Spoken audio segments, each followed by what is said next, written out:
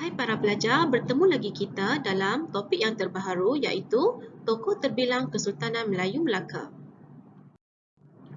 Mula-mula kita perlu mengetahui struktur masyarakat pada zaman Kesultanan Melayu Melaka. Okey, struktur masyarakat zaman Kesultanan Melayu Melaka mempunyai 4 peringkat.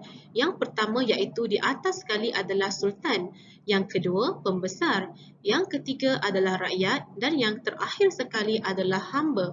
Okey, dan dua level di atas Sultan dan pembesar adalah dalam golongan pemerintah, manakala rakyat dan hamba adalah dalam golongan diperintah. Ini bermakna rakyat dan hamba harus taat setia kepada golongan pemerintah kerana mereka yang memerintah Kesultanan Melayu Melaka pada masa tersebut. Setiap orang yang tinggal di Melaka mempunyai peranan dan tanggungjawab masing-masing. Yang pertama, mari kita lihat peranan dan tanggungjawab Sultan. Sultan merupakan pemerintah yang tertinggi dalam pentadbiran negeri Melaka. Sultan juga adalah sebagai simbol perpaduan rakyat. Sekiranya tiada Sultan, maka keamanan dan kedaulatan Melaka tidak akan dapat dikecapi. Okey, seterusnya adalah pembesar. Pembesar dilantik oleh Sultan dan mereka membantu Sultan dalam pentadbiran negeri. Sultan sangat memerlukan pembesar sebagai orang kanan untuk membantunya dalam semua urusan pentadbiran dalam negeri Melaka. Yang ketiga, mari kita lihat tugas dan peranan rakyat. Rakyat merupakan penduduk Melaka dan pengikut setia kepada Sultan dan pembesar. Dan akhir sekali adalah hamba. Hamba merupakan orang suruhan Sultan dan pembesar. Bilangan hamba melambangkan ketinggian status dan kekayaan pemiliknya. Hal ini bermaksud semakin ramai hamba yang dimiliki oleh Sultan dan pembesar, maka ia menunjukkan kekayaan Sultan dan pembesar tersebut. Apakah tokoh terbilang? Tokoh terbilang bermaksud individu yang dihormati dan disanjungi oleh masyarakat. Sekiranya terdapat orang yang kamu hormati dan disanjungi, itu merupakan tokoh terbilang. Apakah ciri-ciri tokoh terbilang? Tokoh terbilang haruslah gigih. Sebagai contoh, para mesuara gigih memajukan Melaka sebagai pusat perdagangan. Yang kedua, tokoh terbilang haruslah mempertahankan kedudukan negara. Sebagai contoh, Tun Perak mempertahankan Kesultanan Melayu Melaka daripada ancaman luar.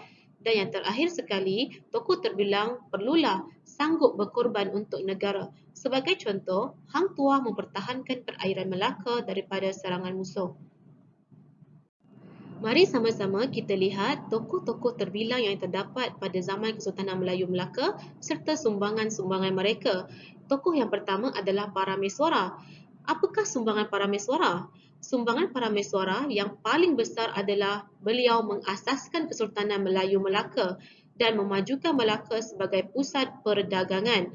Yang kedua adalah Sultan Muzaffar Shah. Sultan Muzaffar Shah telah mengukuhkan empayar Melaka dan melaksanakan sistem perundangan yang tersusun. Ini bermakna Sultan Muzaffar Shah telah menyusun undang-undang Melaka menjadi lebih sistematik semasa zaman pemerintahan beliau. Yang ketiga adalah Sultan Mansur Shah. Sultan Mansur Shah telah meluaskan empayar Melaka menjadi lebih besar dan lebih hebat dan juga menjadikan Melaka sebagai pusat penyebaran agama Islam dan pusat pendidikan, di mana semasa pemerintahan Sultan Mansur Shah, beliau telah mendirikan masjid dan sekolah untuk mempelajari tentang agama Islam. Yang keempat adalah Sultan Alauddin Riayat Shah. Sultan Alauddin Riayat Shah telah mengambil berat tentang keamanan dan keselamatan dalam negeri serta sangat menjaga kebajikan rakyat. Bendahara Tun Perak pula menguruskan pentadbiran secara sistematik dan menunjukkan kesetiaan yang tinggi terhadap pemerintah. Dan akhir sekali adalah Laksamana Hang Tuah. Laksamana Hang Tuah sentiasa memastikan keselamatan perairan Melaka dan menjadi utusan Kesultanan Melayu Melaka sekiranya Sultan ingin menjalinkan hubungan baik dengan mana-mana negeri. Okey para pelajar, itu sahaja pelajaran kita pada kali ini. Harap kamu semua mendapat manfaat daripada apa yang kamu pelajari. Bye-bye.